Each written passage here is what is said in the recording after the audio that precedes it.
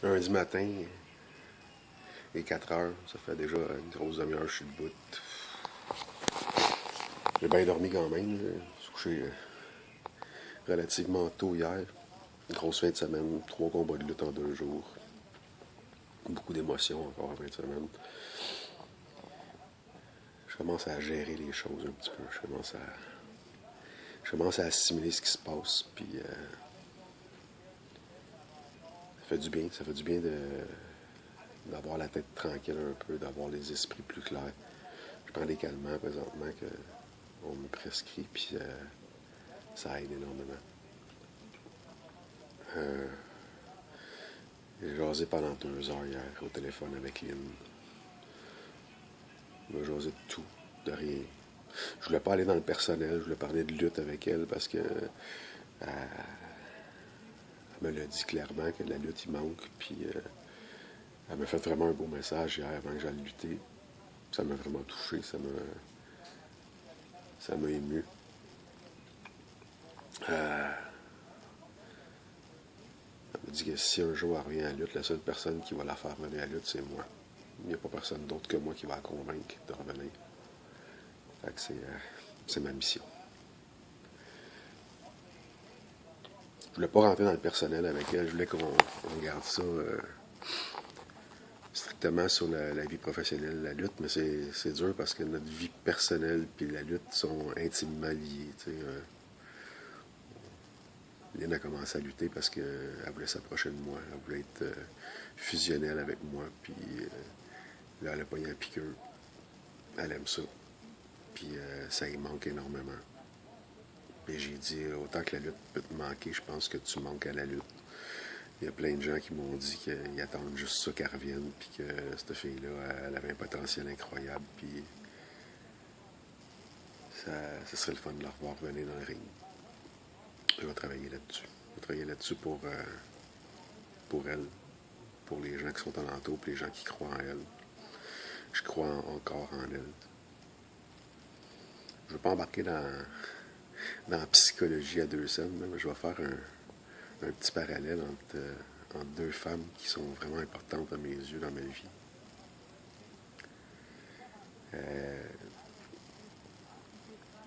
La première femme de ma vie, c'est ma mère. T'sais. Ma mère a eu un passé assez trouble. Elle n'a pas toujours eu facile. Mon père biologique était un peu comme moi. Je suis aujourd'hui un petit peu un narcissique, égoïste, égocentrique, passé à lui, puis des problèmes de consommation à l'époque. Il me battait quand j'étais bébé dans la couchette. C'est ce que ma mère m'a conté. Je me rappelle pas, je n'étais pas là vraiment. Puis ma mère s'est sauvée par la fenêtre parce que elle avait peur de lui. Fait qu'elle s'est sauvée dans la neige, puis elle s'est réfugiée chez ma grand-mère, puis elle n'a plus jamais retourné. Ça prend une force de caractère pour faire un geste de même, protéger son enfant, puis se protéger elle-même. Après ça, elle a rencontré Daniel. Elle a été mariée une vingtaine d'années avec Dan. Dan, c'était un drôle de personnage, lui, un agressif, alcoolique, misogyne un peu.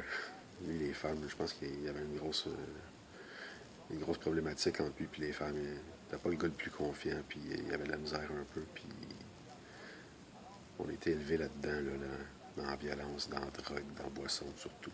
Beaucoup de boissons. C'était pas, euh, c'était pas une période facile, l'adolescence. Ma mère s'évadait beaucoup dans la boisson, puis je l'ai déjà trouvé dans le bain, à moitié nu, avec une bouteille de vin dans les mains. Elle était en train de s'endormir, saoule, ben elle aurait pu se noyer, tu sais. Puis, tu vois ça, adolescent, tu restes marqué, tu sais, tu te demandes ce qui se passe, puis tu sauves tes parents une couple de fois. J'ai sauvé Dan, je sais pas combien de fois, il était sous, puis il tombait, puis il se cognait à la tête, puis on était obligé de le déshabiller, puis le coucher dans son lit. Puis le parallèle que je fais entre Lynn puis ma mère, parce que l'autre femme de ma vie présentement, ben, elle n'est plus là, elle me laissé. Mais Lynn ressemble énormément à ma mère. Une petite femme avec une force de caractère incroyable. C'est une petite femme avec une volonté incroyable, avec une drive qui est inspirante.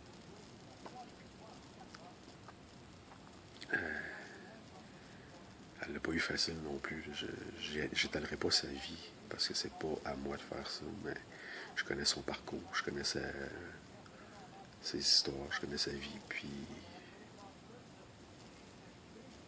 autant je peux me refondre, puis je peux me plaindre sur mon passé à moi, mais il y en a d'autres qui ont vécu des choses qui sont traumatisantes, il y en a d'autres qui ont vécu des choses qui sont dures à accepter. Tu sais. La vidéo, c'est pas basé sur le jeu, même moi, présentement. Ça m'aide à comprendre un peu d'où elle vient, puis où est-ce qu'elle s'en va. Les 2 heures qu'on a parlé hier, ça m'a fait un bien incroyable. Je m'attends pas à ce que cette semaine, elle rentre ses meubles ici, puis qu'elle vienne rester ici. Là. Je suis pas là. Je suis pas dans l'espoir de me dire je l'ai gagné, puis elle va revenir. Là. Vraiment pas. Et j'ai senti une ouverture chez elle que ça fait un mois que je voyais pas. Je l'ai senti bien présentement, mais je sais qu'elle a des manques. Je le sens. Je le sais. Je la connais. Je sais comment qu'elle est. J'ai dit cette semaine, si tu veux, on va aller au gym ensemble. On va s'entraîner ensemble comme on faisait dans le temps. On prendra le temps de se dire salut, on prendra le temps de se parler, puis de s'aider. Puis, je sais pas si ça va arriver. Il est 4h15 du matin, là, puis elle doit se lever sur son bord. Moi, je me lève du mien. J'ai pas la réponse à toutes les questions que je me pose. Mais le petit téléphone, je me sentais comme un ado qui appelle sa première blonde, puis non, toi, raccroche, non, toi, raccroche, tu sais, comme on faisait quand on était petit cul. Là. Ça ressemblait à ça hier, c'était quasiment cute. J'ai dit à quel point je la trouve belle, j'ai dit à quel point je la trouve bonne, à quel point qu'elle me manque. Je le dis à tous les jours, je le dis à tout le monde autour de moi, puis je m'en cache pas, je suis pas gêné de ça, puis j'ai pas honte, puis je sais qu'il y a des gens qui vont probablement nous juger sur la relation qu'on a, ou qu'on risque de peut-être avoir, je sais pas. Honnêtement, le jugement des autres présentement, c'est peut-être la dernière affaire qui vient m'atteindre. Je sais que j'ai beaucoup à gagner, personnellement, à avoir une femme de même alentour de moi. C'est une femme qui m'inspire énormément. J'ai souvent voulu abandonner plein de choses dans ma vie, puis elle me disait, ben non, t'abandonneras pas. Je suis là, puis moi, je te lâcherai pas, tu sais. Puis quand je l'ai rencontrée, j'étais encore dans ma guerre avec Valérie, tu sais, puis les enfants, puis Lynn était là, était droite comme une barre, puis elle me disait, tu vas rester debout, tu te plieras pas devant elle, puis ça n'a jamais été l'amour fou entre les deux femmes, là. Ça n'a jamais été des grandes amies, puis je pense pas qu'ils vont jamais l'être, puis mais je respecte son point de vue, je respecte son opinion,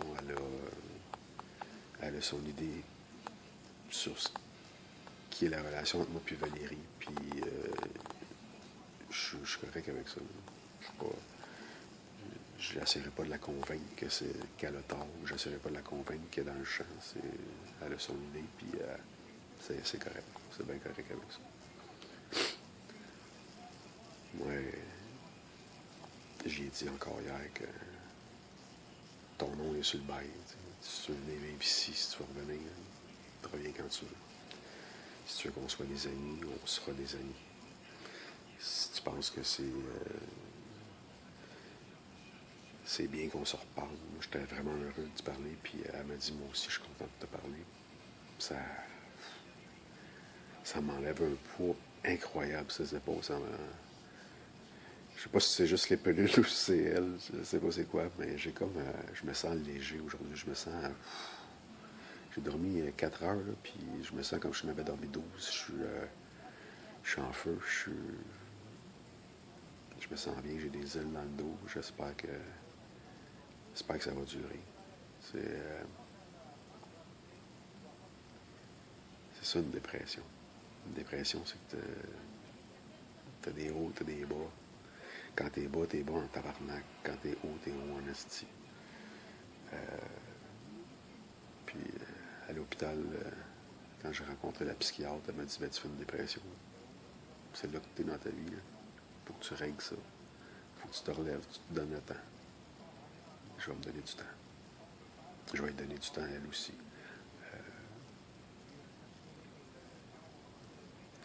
Et je disais hier, on change la poutine, on change tout, puis c'est dur. C'est dur de tout changer, one shot, de tout recommencer à zéro. Ça faisait 3 ans qu'on bâtissait quelque chose. On avait bâti une belle famille, une Christie de belle famille. J'avais les 4 miens. Elle a ses 3 enfants. Elle a une relation plus difficile avec sa fille, mais je n'embarquerai pas là-dedans.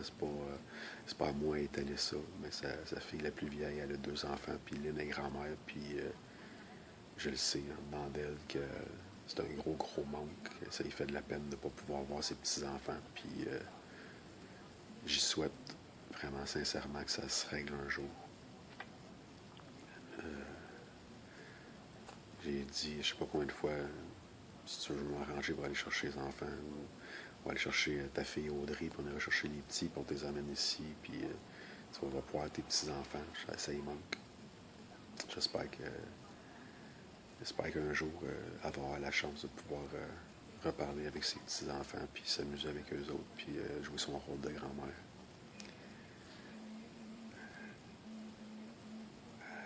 Elle traverse des choses difficiles, elle aussi, sur son bord, une blessure à l'épaule, puis c'est difficile à cause elle a besoin de ses bras pour travailler. Elle m'a dit qu'elle va retourner au kickboxing, puis qu'elle ne trouve pas ça pareil. C'est pas comme le monde de la lutte.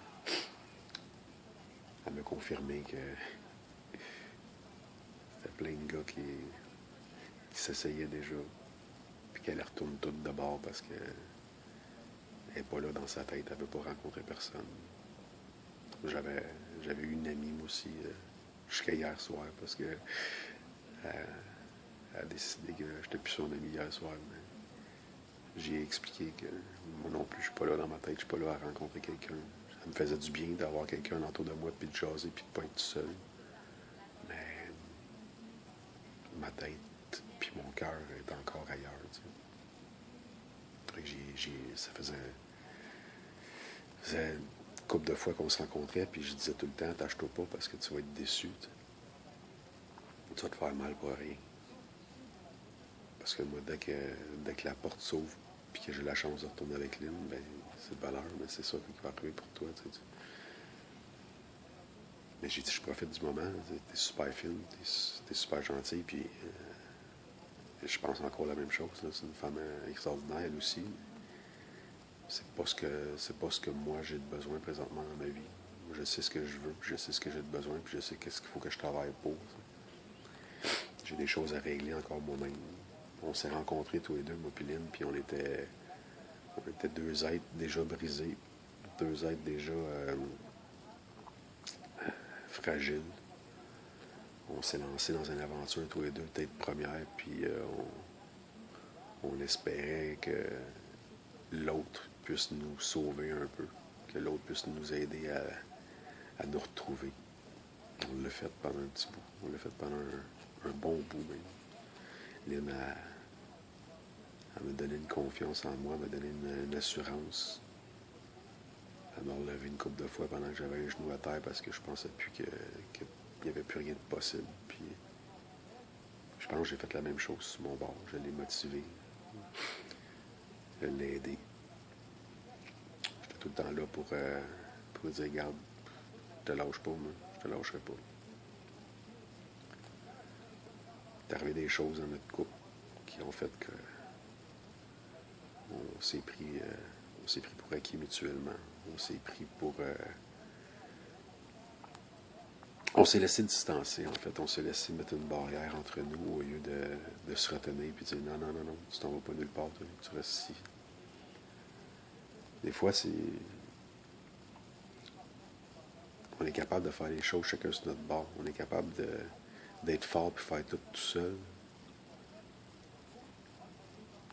Mais de savoir que l'autre est là en arrière, puis que l'autre est là pour t'aider, puis que tu sais que si tu tombes, mais l'autre il va t'aider à te relever parce que à la base, c'est ça, un couple. Puis je pense qu'à la base, on était des amis avant d'être un couple solide. On a vraiment été des bons amis. T'sais. On était capable de se dire tout. On était capable de se parler de tout. Et j'ai pas de mots pour expliquer, j'ai pas de situation pour expliquer qu'est-ce qui s'est passé pour en arriver là. Puis elle non plus. On ne le sait pas.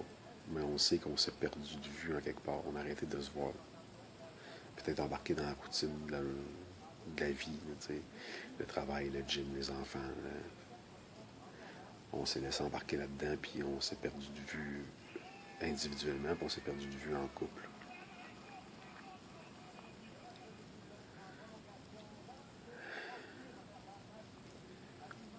Avant de me rencontrer, Lynn, je sais qu'elle a eu des choses difficiles dans la dernière année avant moi, puis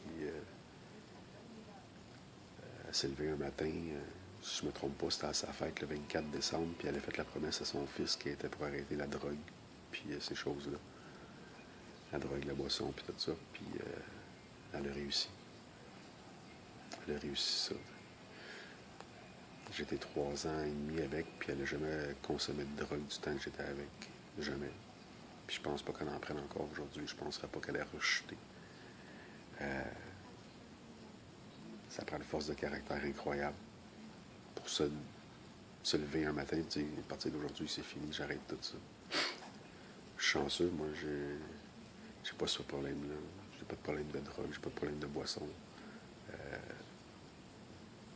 Je l'ai déjà eu. J'ai déjà eu dans la vingtaine des problèmes de consommation un peu. J'étais accro à tout ce qui était speed, ecstasy, ces choses-là. J'en prenais énormément. Je pouvais monter jusqu'à 10, 12, 14 pilules dans une soirée ou deux. C'était intense. C'était crissement intense, mon affaire. J'étais gros comme un chicot. Je pesais à peu près 105 livres, les 2 joues par en dedans. Je mangeais pas pendant 6 jours de temps. Puis je retombais dans la pilule la fin de semaine d'après. Une journée, j'ai rencontré la lutte. Puis j'ai commencé à m'entraîner. Puis à me mettre en forme. Puis ça a fait que du jour au lendemain, j'ai tout lâché la drogue aussi. Je me suis dit, j'arrête ça. Là. Je suis en train de me tuer, je suis en train de me détruire, je vais disparaître si je continue de même.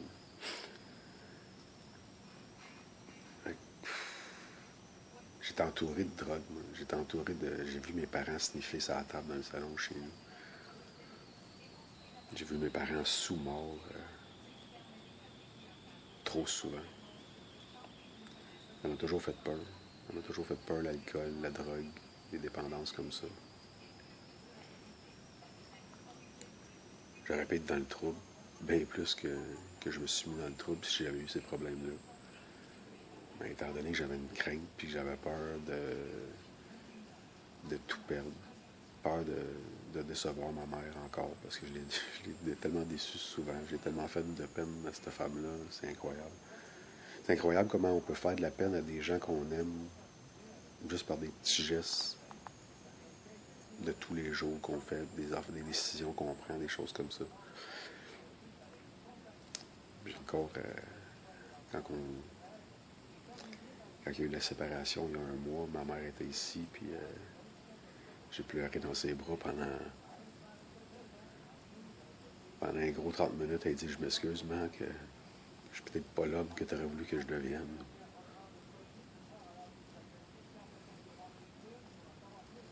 Ma mère est solide parce qu'elle s'est entourée de personnes solides.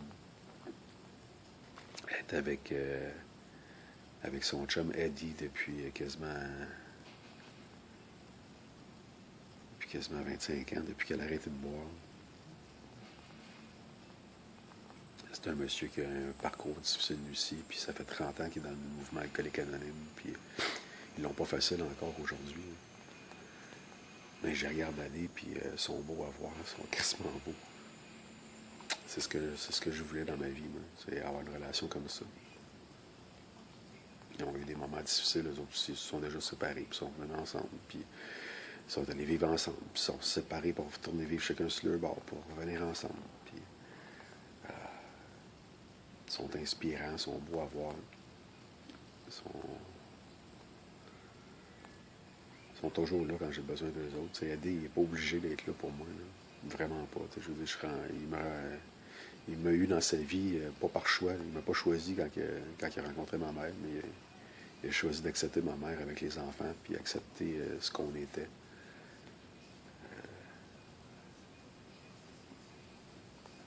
Je le trouve cool, Eddie. J'aurais aimé ça d'avoir un père comme ça, je pense, parce que je dis pas que je serais pas devenu ce que je suis aujourd'hui, puis je serais complètement à l'extérieur de la traque, là, c'est pas ça. Là. Mais c'est un gars qui a une tête sur ses épaules, puis qui est là pour te conseiller, puis qu'il juge pas, puis l'important, c'est qu'il est présent. J'ai pas eu ça, moi. J'ai pas eu de parents présents. Mon père n'a jamais été présent. Mon père biologique, ou Dan, mon beau-père, n'a jamais été présent non plus. Fait que juste le fait d'avoir une figure masculine alentour de moi qui est drette, je trouve ça, je trouve ça important, je trouve ça inspirant, puis c'est un petit peu ça que j'essaie de faire avec mes propres enfants. D'être là pour eux autres, puis de leur montrer que quand on veut dans la vie, on peut, puis faut pas que tu t'abandonnes parce que tu as un échec, puis faut pas que tu t'abandonnes parce que tu tombes. Il y a des bouts, c'est dur en Christie. Ça serait bien plus facile de tout abandonner, puis de tout lâcher. Ça, c'est la solution facile. Mais de te lever, puis de battre, puis de persévérer, puis de reconquérir ce que tu as perdu, c'est un défi en soi. Je suis rendu là, je suis rendu à relever ce défi-là. Je ne sais pas si je vais la convaincre. Je ne sais pas si je vais réussir à éprouver que je suis l'homme pour elle. Je l'espère. Je l'espère sincèrement.